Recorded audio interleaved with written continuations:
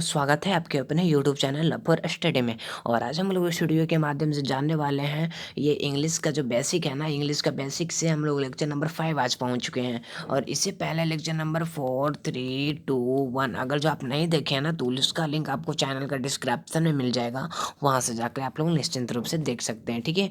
और मतलब कि अगर जो आप चैनल पर पहले आए हो तो चैनल को सब्सक्राइब करके वीडियो को लाइक कर दें, ठीक है, क्योंकि आपके एक लाइक हमें बहुत ज़्यादा मोटिवेट करता है। तो हम बिना टाइम वेस्ट करते हुए डायरेक्ट हम लोग वीडियो को स्टार्ट करते हैं। तो देखिए, इससे पहले लेक्चर नंबर 5 आप लोग देख लीजिएगा, ठीक है, चैनल का डिस्क्रिप्शन में मिल जाएगा। और देखिए, ये है what is a subject. Subject का मतलब आप लोग जानते हैं ना, कर्ता, ठीक है। काम करने वाले को कर्ता कहते हैं। जैसे कि हम लोग काम कर रहे हैं, ठीक है, जैसे मैं पढ़ रहा हूँ, जैसे आप लोग यहाँ पढ़ रहे हैं, तो आप लोग क्या कर रहे हैं, काम कर रहे हैं ना भाई। जैसे आप लोग खेल रहे हैं, अभी होली का दिन है, आप लोग होली खेल रहे हैं, तो क्या होली खेल रहे हैं, खेलना एक काम है ना, ठीक है। तो काम करने वाले को जो कर्ता कहते हैं, ठीक है। तो a door is called a subject, मतलब एक डोर। आप लोग देखिए, आप लोग एकदम, आप लोग अगर जो आप लोग बोलते हैं ना कि इंग्लिश नहीं आता है समझ में, तो कोई बात नहीं है भाई, आप लोग के लिए आपके जैसा ही पहले मैं भी था, फिर मेरा बहुत मतलब अब ग्रो किया। तो देखिए, अब उसके लिए सबसे पहले आपको हिंदी के साथ आपको लाएं, ठीक है, ताकि आप इंग्लिश से थोड़ा थोड़ा आप कन्वर्ट करके, इससे थोड़ा सा एडिंग करके आप लोग हिंदी से थोड़ा सा हेल्प लेके इंग्लिश को आप पूरी तरीके से समझ पाएंगे, ठीक है। तो देखिए, काम करने वाले को कर्ता कहते हैं, ठीक है। तो ए डोर का मतलब होता है काम करने वाले। इज कॉल्ड मतलब कहते हैं, क्या कहते हैं, इज कॉल्ड अ सब्जेक्ट, मतलब काम करने वाले को कर्ता कहते हैं। अब देखिए, नेहा अंग्रेजी पढ़ रही है, ठीक है। इसमें काम क्या कर कौन कर रही है, नेहा कर रही है, ठीक है। जैसे मैं तुम्हें गाली दे रहा हूँ, तो मैं तुम्हें गाली नहीं दे रहा हूँ मतलब कि मैं तुम्हें पढ़ा रहा हूँ, ठीक है। अगर जब मैं तुम्हें पढ़ा रहा हूँ तो इसमें काम कौन कर रहे हैं, हम कर रहे हैं, ठीक है। तो आई होप डोर एक सब्जेक्ट किसको कहते हैं और कर्ता किसको कहते हैं आप लोग को समझ में आ चुका होगा, ठीक है। तो देखिए, सब्जेक्ट को 3 भागों में बांटा गया, ठीक है। नाउन, प्रोनाउन और नाउन इक्विवेलेंट। नाउन इक्विवेलेंट का मतलब होता है संज्ञा समतुल्य, ठीक है।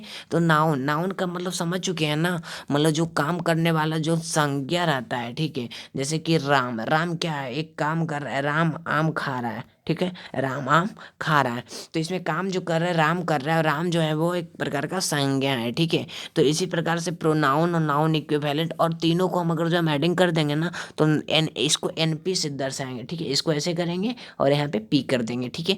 तो इसको एनपी मतलब कि संज्ञा मतलब कि तीनों को मतलब कि डिनोट करेंगे एनपी से, ठीक है। अब देखिए, द पोजीशन ऑफ सब्जेक्ट, मतलब सब्जेक्ट का क्या क्या स्थान हो सकता है भाई। सब्जेक्ट कहाँ पे आएगा, मतलब कि ट्रांसलेशन में, या फिर मतलब कि जहाँ पे सब्जेक्ट का यूज होगा कहाँ पे हम करेंगे, ठीक है। तो देखिए, अब द पोजीशन ऑफ सब्जेक्ट मतलब सब्जेक्ट का, किसी सब्जेक्ट का स्थान। तो पहले सब्जेक्ट आएगा, जस्ट उसके बाद वर्ब आएगा, ठीक है। जैसे देखिए, जैसे राम आम, राम खा रहा है, ठीक है। भार्व मतलब क्या होता है, क्रिया, काम करने क्रिया है, ठीक है। अब देखिए, क्रिया भी आप लोग को पूरा डिटेल करेंगे, एक सेकंड आप लोग रुकिएगा। राम खा रहा है, तो राम जो है ना वो भाई एक सब्जेक्ट है, ठीक है। और सब्जेक्ट के बाद भर मतलब क्रिया, क्या काम कर रहा है, खा रहा है। तो सब्जेक्ट के बाद जस्ट आएगा, क्या आएगा, सब्जेक्ट के बाद तुरंत भर्व आएगा, ठीक है। तो आई होप यहाँ तक आप लोग को समझ में आया होगा। और सम डेली यूज्ड सब्जेक्ट मतलब हमको कुछ डेली यूज करते हैं सब्जेक्ट के रूप में, ठीक है। अपनी लाइफ टाइम में बहुत सारे यूज करते हैं, जैसे कि आई, जैसे मैं खा रहा हूँ, ठीक है। हम लोग खेल रहे हैं। तुम, यू मतलब होता है तुम, ठीक है। तो तुम जा रहे हो, योर, तुम लोग हंस रहे हो। वह पुरुष जो है वह खेल रहा है, नाच रहा है, हेल मतलब कि कुछ कर रहा है, ठीक है, कुछ काम धाम कर रहा है। वे लोग दौड़ रहे हैं, ठीक है। अन्य नाम कोई भी संज्ञा हो सकता है, ठीक है। तो इस प्रकार से आप लोग डिटेल ये जो है ना आप लोग का डेली सम डेली यूज के लिए है। ये हम लोग के लाइफ में डेली यूज होता है इतना सारा सब्जेक्ट, ठीक है। तो आई होप यहाँ तक आप लोग को आ गया होगा। तो देखिए, काइंड्स ऑफ सब्जेक्ट, अब सब्जेक्ट को ना हम 2 भागों में बांट चुके हैं, ठीक है। क्योंकि एक ही भाग में हम उसको पूरी तरह से डिटेल नहीं कर पाएंगे, क्योंकि सब्जेक्ट 2 प्रकार के होता है ना, एक तो मैं होता है और एक तो वे लोग होता है, ठीक है। तो मैं जो है ये तो सिंगुलर है, इसके लिए तो चलेगा, बट ये तो प्लूरल हो जाता है ना, ये तो प्लूरल सब्जेक्ट हो जाता है ना।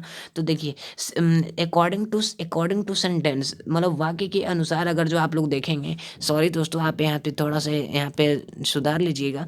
अकॉर्डिंग टू सब यूज है, ठीक है, अकॉर्डिंग टू यूज मतलब प्रयोग के अनुसार अगर जो हम लोग देखेंगे तो सिंगुलर सब्जेक्ट और प्लूरल सब्जेक्ट, सिंगुलर सब्जेक्ट को एसेस बोलते हैं। एसेस का मतलब होता है, एस का मतलब होता है सिंगुलर और एस का मतलब होता है सब्जेक्ट, ठीक है। तो आई होप एस का मतलब होता है सिंगुलर और एस का मतलब होता है सब्जेक्ट है।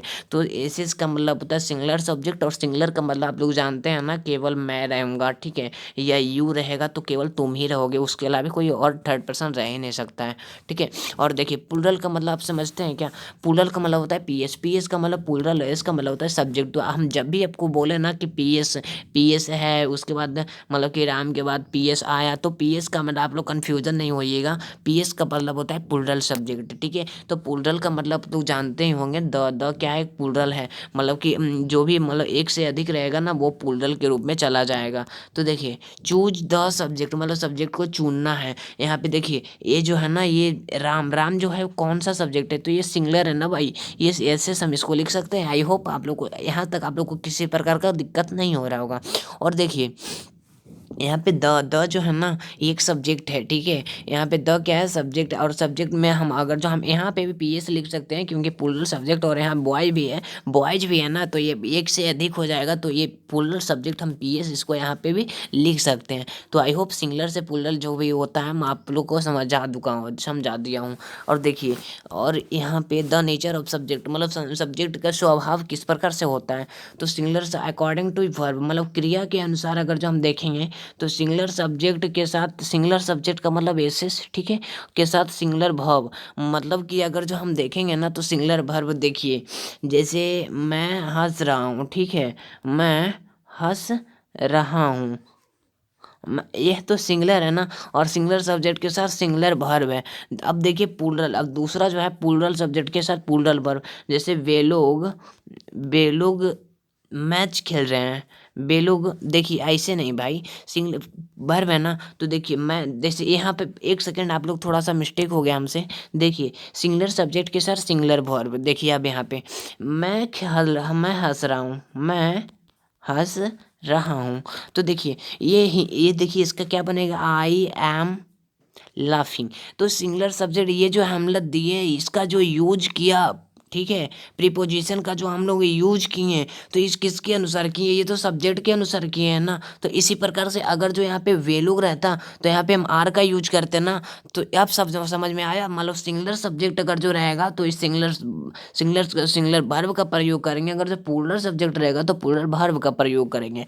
तो आई होप यहाँ तक आप लोग को समझ गए होंगे। अब देखिए वर्ब आखिर होता क्या है, अब आप लोग हमें कुछ बोलिएगा नहीं, क्योंकि देखिए जैसे हम लोग को पढ़ाया गया ना वैसे ही आप लोग को सीरियल बाय सीरियल से आप लोग पढ़ा रहे होंगे। पहले तो हम एक थोड़ा सा एक छोटी सी गलती अगर जो हम बोले तो मेरे टीचर भी किए हैं, मतलब वर्ब आप लोग को हम पहले बता देते तो मतलब थोड़ा सा प्रॉब्लम मत नहीं होता। फिर आप लोग सोच रहे होंगे कि वर्ब आखिर होता क्या है भाई, वर्ब बताओ क्या होता है, ठीक है।